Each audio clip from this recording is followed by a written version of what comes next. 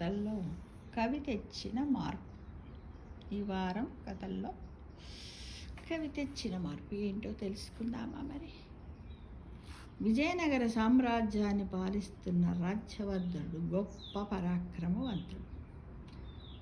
రాజ్యవర్ధనుడు ఏ సామ్రాజ్యాన్ని పరిపాలిస్తున్నాడు? విజయనగర సామ్రాజ్యం. యుద్ధ విద్యల్లో ఆరితేరినవాడు. తన రాజ్యాన్ని విస్తరించాలన్న ఆకాంక్షతో ఇరుగు పొరుగు రాజ్యాల మీద యుద్ధాలు ప్రకటించాడు. యుద్ధానికి వెళ్ళిన చోటల్లా విజయాన్ని పొందాడు. ఎవరు వాళ్ళు?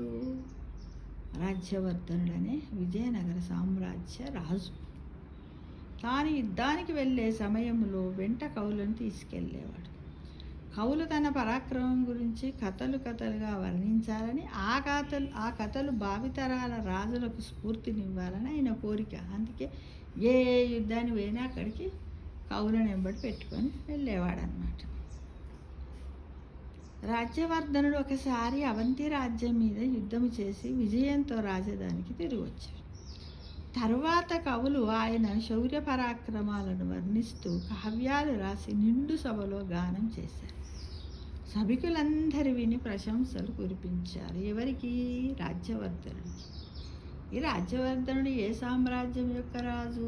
విజయనగర సామ్రాజ్యాన్ని పాలించే రాజు అన్నమాట. అంతా మౌనంగా ఉన్న ఒక యువకవి ముందుకు వచ్చి, ప్రభువులు నన్ను మన్నించారు. నేను మొదటిసారిగా మీతో యుద్ధభూమికి వచ్చాను. యుద్ధములో మీ పరాక్రమం అద్భుతం అనిపించింది. కానీ అంతకంటే మరొకటి నన్ను ఆలోచింపజేసింది. అదేమిటంటే ప్రాణ నష్టము, ఆస్తి నష్టము. అందుకని నేను యుద్ధభూమిలో కనిపించే విషాదాలను వర్ణిస్తూ కావ్యం రాశాను. అందరేమో మీ బలపరాక్రమాల గురించి రాశారు, కానీ దానికంటే కూడా నాకు బాధ అనిపించింది. ఏంటిది? ఎంతో ప్రాణ నష్టం, ఆస్తి నష్టం. అంటే అక్కడ పంటలు ఉన్నాయనుకోండి, వీళ్ళు యుద్ధం చేసుకుంటూ పోతారు. అక్కడ పంటలు ఉంటే అవి కూడా ఆస్తి నష్టం కూడా జరుగుతుంది కదా. రాజ్యవర్ధనుడు క్షణము పాటు నివ్వరపోయి తర్వాత కవి కోరికను మన్నించాడు. యువకుని అద్భుతంగా కావ్యగానం చేశాడు.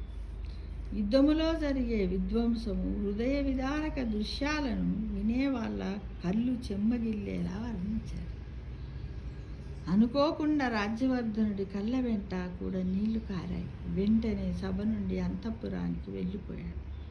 వారము రోజుల పాటు మహారాజుని ఆ కావ్యంలోని విషయాలు వెంటాడుతూ బాధింపసాగాయి. అబ్బా, ఒకటే కోణం. అంటే ప్రతి మనిషి ఎక్కడైనా ఏదైనా జరిగినప్పుడు ఒకే కోణంలో చూడకూడదు. అక్కడ ఉండే లాభ నష్టాలు, ఆనందం, విషాదాన్ని చూడాలి. కానీ ఆ యువకవి అది చూసి రాశాడు కాబట్టి మనస్సులో ఒకటే బాధ. ఆయన ఆందోళనగా ఉన్న రాజును చూసి మంత్రి కారణం అడిగాడు. రాజ్యవర్ధనుడు తనలోని ఆందోళనకు గల కారణాన్ని మంత్రితో పంచుకున్నాడు.